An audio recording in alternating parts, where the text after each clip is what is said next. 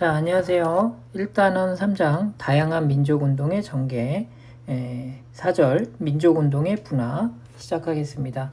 자, 우선 제목 밑에다가 1920년대 국내에서의 민족운동이다. 이렇게 필기를 좀 해주시면 되겠습니다. 국내에서의 민족운동. 지난 시간까지는 국외에서 외교투쟁이라든가 무장투쟁, 의열투쟁 등을 살펴봤고, 이제 다시 국내로 돌아왔습니다. 1920년대라고 하는 거는 이제 3.1운동 이후라고 보시면 되겠죠. 자, 우리 교과서에 이 도표가 상당히 중요합니다.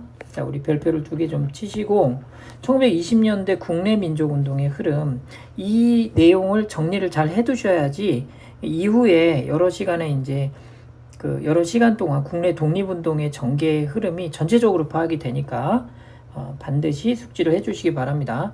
1919년 3.1운동 이후에 우리나라의 사회주의가 물밀듯이 들어오게 됩니다.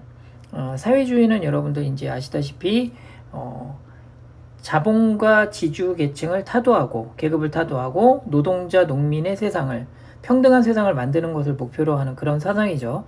자, 이렇게 해서 사회주의 계열은 1925년에 조선공산당을 창당하면서 더욱더 이제 힘을 뭉치게 되는데, 일제는 이거에 대해서 치안유지법을 발표함으로써 사회주의를 탄압을 하게 됩니다.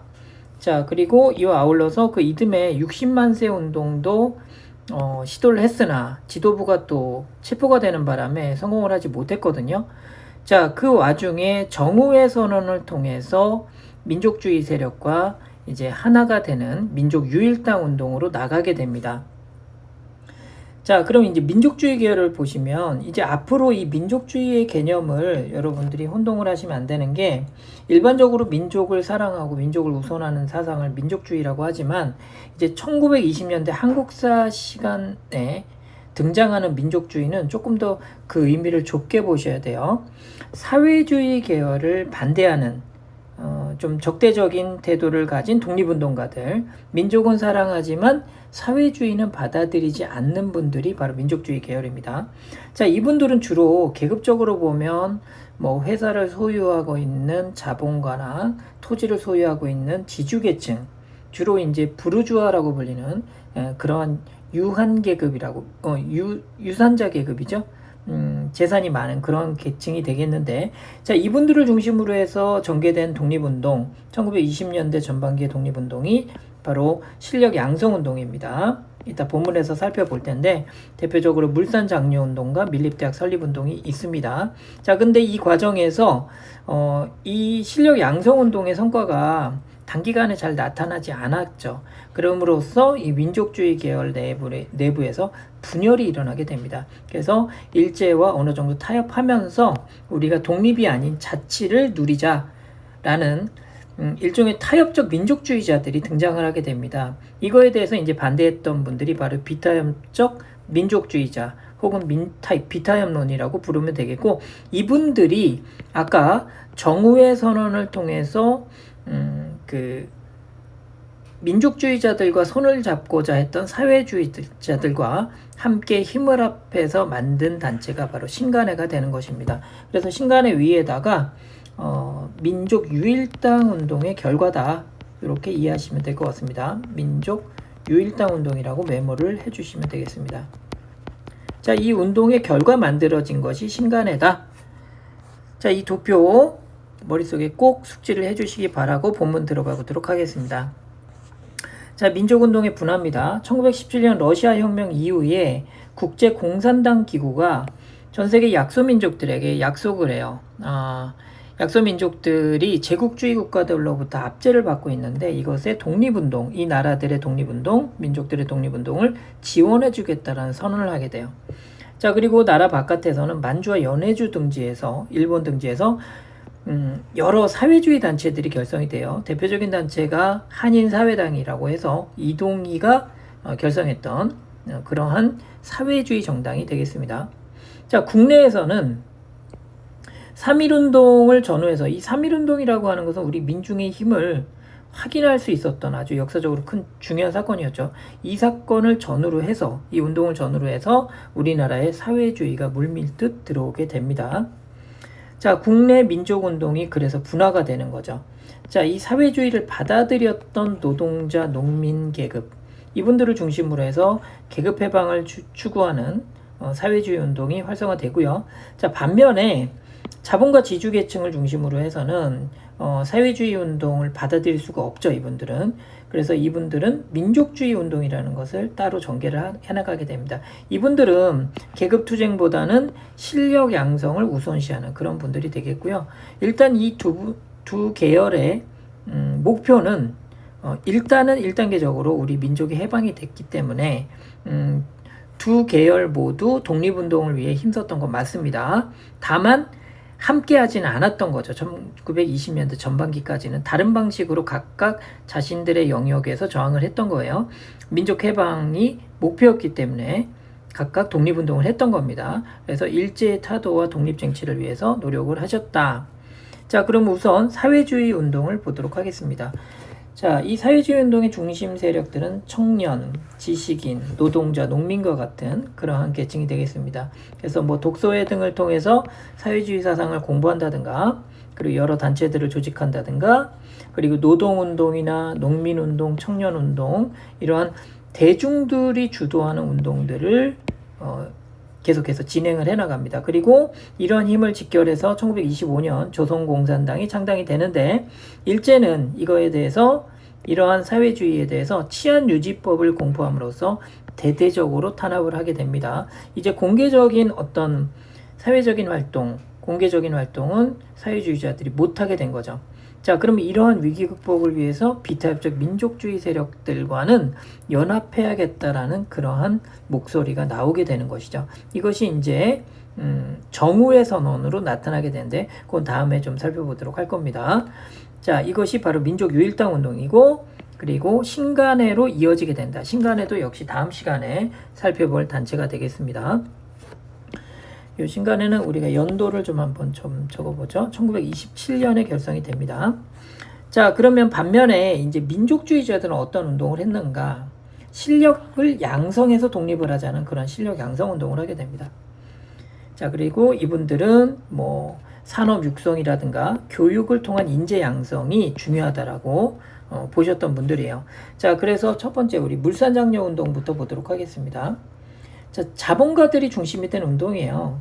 자, 시대적 배경으로는 1920년대에 회사령이 철폐가 되면서 한국인들도 이제 회사 설립이 어느 정도 좀 자유로워진 거죠.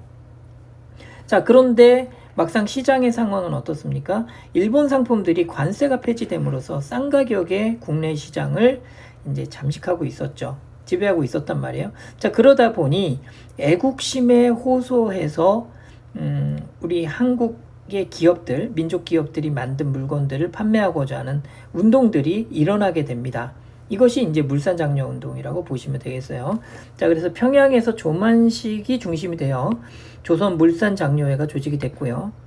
자, 그리고 뭐 여러 구호들이 등장은 하는데요. 뭐 내 살림 내 것으로 이런 구호라든가, 그 다음에 우리가 만든 것 우리가 쓰자.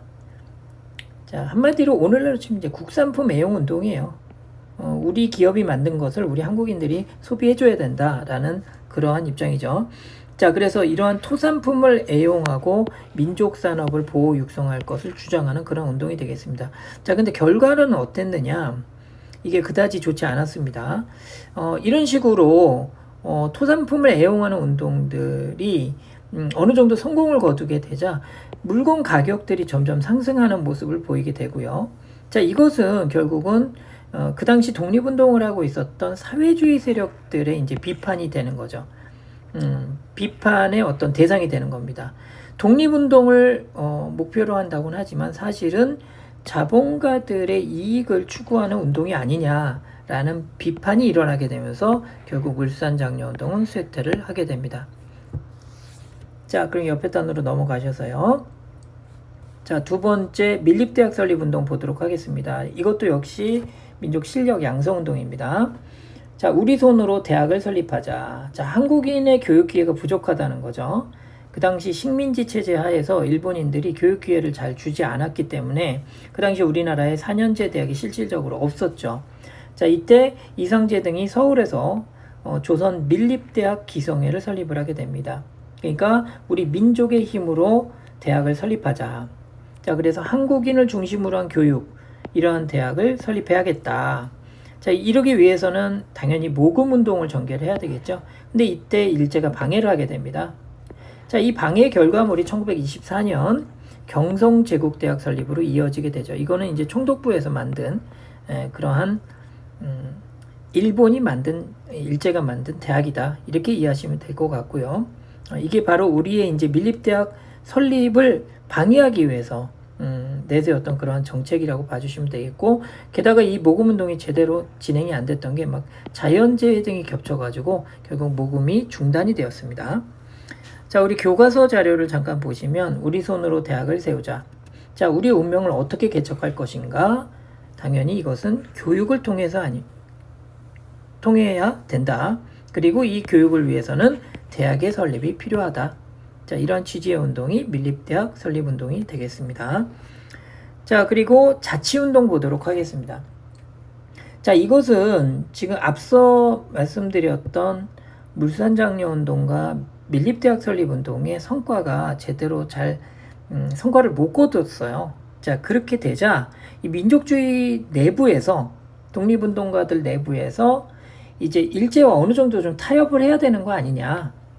그러니까 독립을 굳이 쟁취하는 것이 아니라 일본 정부 안에서 우리 한국인들이 자율적으로 관해서 자유를 누리면서 살 수 있지 않냐, 이런 일종의 타협적 민족주의가 등장을 한 거예요.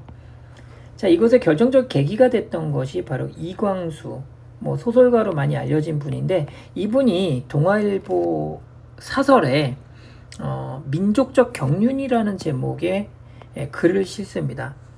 자, 요거 잠깐 읽어보도록 하겠습니다. 교과서 자료니까. 자, 지금 요 줄거진 부분만 좀 읽어보도록 할게요. 자, 조선민족에게는 정치적 생활이 왜 없는가? 첫 번째는 조선에 대한 탄압이 너무 그동안 심했기 때문이다. 자, 근데 두 번째가 중요합니다. 두 번째가 우리가 정치 생활을 그때까지 잘 못한 이유는 우리가 너무 일제에 대해서, 일본 정부에 대해서 일본 정부와는 절대 상대하지 않는다라는 너무 강력한 절개의식 때문에 오히려 정치를 못한 게 원인이다. 그러면 우리는 어떻게 해야 되느냐? 이제부터는 일본과 어느 정도 타협하면서 일본이 허용하는 범위 안에서 정치 조직을 만들어야 된다. 이게 어떻게 보면 되게 그럴듯한 얘기인데, 사실 어떻게 보면은 일본 정부가 허락해 주는 범위, 그러니까 결국 일본과 타협을 통해서 독립이 아닌 자치를 추구해야 된다라는 그런 목표가 변질이 돼버리는 그런 민족주의라고 봐주시면 되겠고요. 교과서에 이광수의 사진도 이렇게 나와 있습니다. 해방되고 나서 이분은 이제 친일파로 재판을 받기도 했습니다. 자, 이런 이광수, 김성수 등 일부 민족주의 세력이 법률이 허락하는 한도 내에서 합법적인 정치운동을 전개할 것을 주장한 것, 이것이 자치운동이라고 봐주시면 되겠습니다. 이것은 이제 민족주의 운동 내부의 분열을 초래했고요. 자, 이 세력들과 타협하지 않는, 끝까지 독립을 추구해야 된다라고 주장했던 분들이 바로 비타협적 민족주의자들이 되겠고, 이분들과 더불어서 사회주의 세력들도 함께 이 타협적 민족주의자들을 비판하는 그런 일들이 벌어지게 됩니다. 안타깝게도 이 타협적 민족주의자 혹은 자치운동 이라고 불리는 이 인물들은 훗날 모두 친일파로 변질되는 모습을 보이게 됩니다. 예, 오늘 내용은 여기까지고요. 수고 많으셨습니다.